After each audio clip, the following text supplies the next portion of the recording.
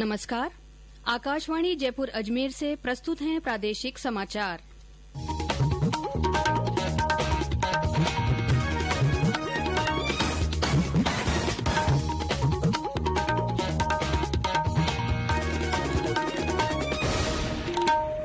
मुख्य समाचार।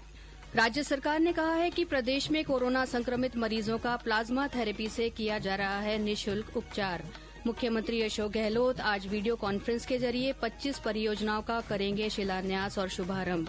देश की पहली राज्य स्तरीय ऑनलाइन लोक अदालत का आज किया जाएगा आयोजन। और प्रदेश भर में मनाया जा रहा है गणेश चतुर्थी का पर्व। राज्यपाल और मुख्यमंत्री ने प्रदेशवासियों को दी शुभकामनाएं। समाचारों के साथ मैं अल्पना राठौड़ और अब समाचार विस्तार से। राज्य सरकार ने कहा है कि प्रदेश में कोरोना संक्रमित मरीजों का प्लाज्मा थेरेपी से उपचार बिल्कुल निःशुल्क किया जा रहा है। चिकित्सा और स्वास्थ्य मंत्री डॉ रघु शर्मा ने कल विधानसभा में कोरोना महामारी और उसके आर्थिक दुष्प्रभाव पर हुई चर्चा का जवाब देते हुए कहा कि प्रदेश में कोरोना संक्रमण रोकने के लिए व्यापक प्रबंध किए गए हैं। उन्होंने कहा कि राज्य में कोरोना मरीजों की ठीक होने की दर राष्ट्रीय औसत से अधिक है और राजस्थान देश में सर्वाधिक रिकवरी दर वाले अग्रणी राज्यों में है। साथ ही यहां मृत्यु दर भी कम है। चिकित्सा मंत्री ने कहा कि चिकित्सकों और पैरामेडिकल स्टाफ की भर्तियां की गई हैं। वहीं PPE kit, mask, test lab और वेंटिलेटर की भी पर्याप्त व्यवस्था है। उन्होंने सदन को बताया कि उप जिला अस्पतालों तक वेंटिलेटर की आपूर्ति की गई है। श्री शर्मा ने कहा कि सदन के 25 सदस्यों ने चर्चा में भाग लेकर अपने बहुमूल्य सुझाव दिए हैं। उन्होंने कहा कि यह संक्रमण से फैलने वाली बीमारी है जिसे रोकने का भरपूर प्रयास कर रहे हैं। उन्होंने कहा कि कोविड-19 आपदा से निपटने के लिए सार्वजनिक वितरण प्रणाली के अंतर्गत चयनित पात्र लाभार्थियों के परिवारों को अप्रैल, मई और जून में निःशुल्क गेहूं वितरण किया गया। इसे आगे बढ़ाते हुए गेहूं का निःशुल्क वितरण माह नवंबर तक देने की घोषणा की है, जिस पर 185 करोड़ रुपए का अतिरिक्त व्यय होगा। इससे पहले चर्चा में भाग लेते हुए प्रतिपक्ष के नेता गुलाब चंद कटारिया ने कहा कि सरकार 46,000 कोरोना नमूनों की जांच की क्षमता विकसित करने का दावा कर रही है, लेकिन पिछले कुछ दिन का औसत देखें तो महज 28,000 नमूनों की जांच हो रही है। वहीं प्रतिपक्ष के उपनेता राजेंद्र राठौड़ ने क्वारंटीन सेंटरों में बदइंतजामी का मुद्दा उठाया। चर्चा के बाद विधायी कार्य संपन्न नहीं होने के कारण सदन की कार्यवाही सोमवार सुबह 11 बजे तक के लिए स्थगित कर दी गई है। प्रदेश में 52,000 से ज्यादा कोरोना संक्रमित इलाज के बाद स्वस्थ हो चुके हैं। वहीं इनमें से 51,846 लोगों को अस्पतालों से छुट्टी मिल गई है। हालांकि 14,525 संक्रमित मरीजों का इलाज चल रहा है। स्वास्थ्य विभाग के अनुसार कल प्रदेश भर में कोरोना संक्रमण के 1335 नए मामले सामने आए हैं।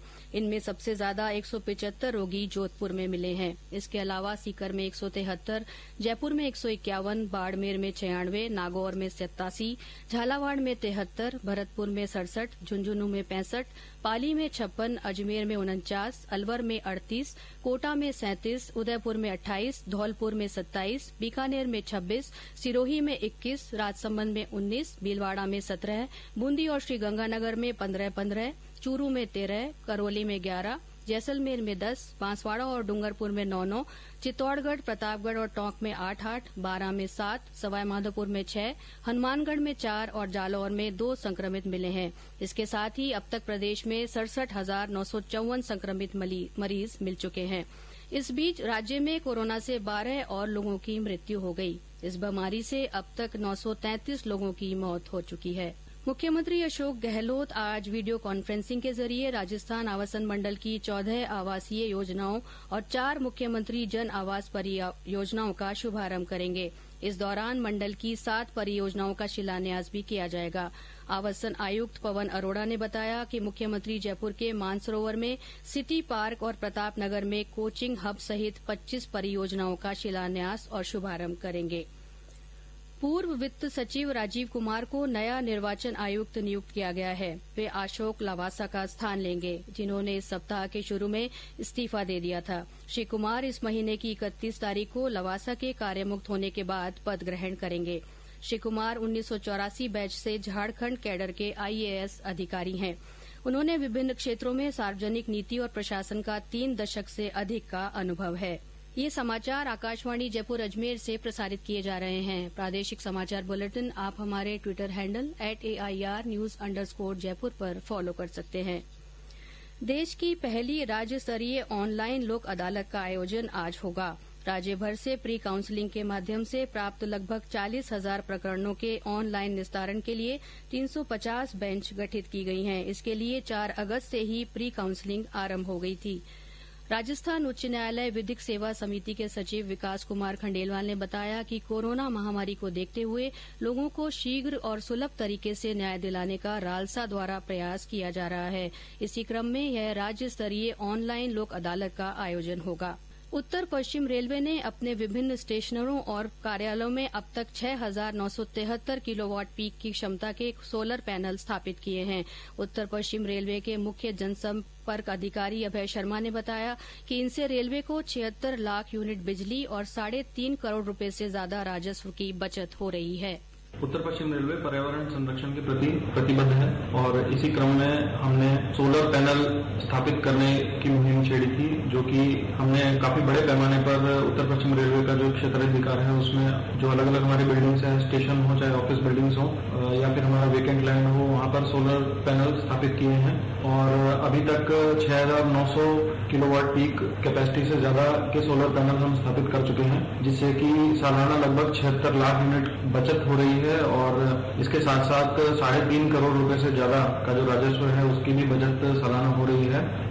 यह मुहिम आगे भी जारी रहेगी और हम नए नए एवेन्यूज खोज रहे हैं जिससे कि हमारा जो एनर्जी कंजम्पशन है वो कम से कम हो और साथ ही साथ पर्यावरण को भी संबल मिले। प्रदेश में आज गणेश चतुर्थी का पर्व मनाया जा रहा है। इस मौके पर घरों में गणपति स्थापना की जा रही है। इस बार कोरोना संक्रमण के कारण मंदिरों में सामूहिक धार्मिक आयोजन नहीं हो रहे हैं। प्रशासन ने लोगों को घर में ही गणपति स्थापना करने की हिदायत दी है।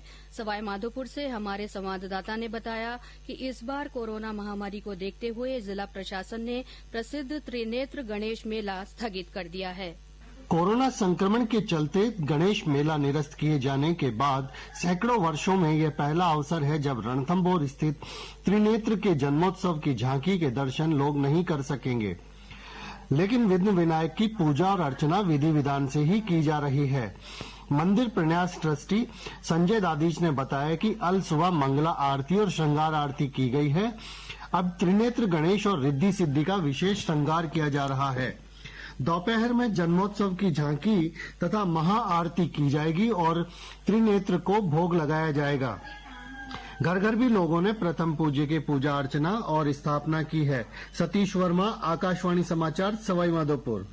इस बीच राज्यपाल कलराज मिश्र, मुख्यमंत्री अशोक गहलोत, विधानसभा अध्यक्ष सीपी जोशी और कला और संस्कृति मंत्री डॉक्टर बीडी कल्ला ने प्रदेशवासियों को गणेश चतुर्थी की शुभकामनाएं दी हैं।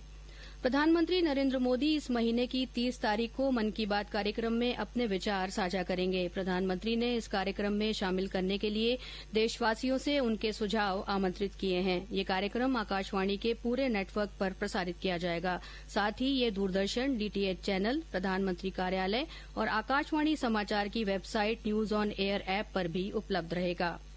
मौसम विभाग ने पूर्वी राजस्थान के कई जिलों में अगले 2 दिनों में भारी बारिश की चेतावनी जारी की है। साथ ही विभाग ने पश्चिमी राजस्थान के कुछ जिलों में अच्छी वर्षा के संकेत दिए हैं। मौसम विभाग ने आज बारां और झालावाड़ जिले में कुछ स्थानों पर भारी बारिश की संभावना जताई है। वहीं प्रतापगढ़, डूंगरपुर, बांसवाड़ा और कोटा जिले के कुछ स्थानों पर हल्की से मध्यम बारिश हो सकती है। मौसम विभाग के निदेशक आरएस शर्मा ने बताया कि अगले 2-3 दिन प्रदेश में मौसम का मिजाज इसी तरह रहेगा। इस बीच उदयपुर से हमारे संवाददाता ने बताया कि जिले में कल रात कई स्थानों पर तेज बारिश हुई, इससे बिजली आपूर्ति बाधित हुई। और अब अंत में मुख्य समाचार एक बार फिर। राज्य सरकार ने कहा है कि प्रदेश में कोरोना संक्रमित मरीजों का प्लाज्मा थेरेपी से निःशुल्क उपचार किया जा रहा है। मुख्यमंत्री अशोक गहलोत आज वीडियो कॉन्फ्रेंसिंग के जरिए 25 परियोजनाओं का शिलान्यास और शुभारंभ करेंगे। देश की पहली राज्य स्तरीय ऑनलाइन लोक अदालत का आज आयोजन किया जाएगा और प्रदेश भर में गणेश चतुर्थी का पर्व मनाया जा रहा है। राज्यपाल और मुख्यमंत्री ने प्रदेशवासियों को शुभकामनाएं दी हैं। इसी के साथ प्रादेशिक समाचार बुलेटिन समाप्त हुआ। हमारा अगला बुलेटिन हिंदी में दोपहर 12:30 बजे प्रसारित होगा। नमस्कार।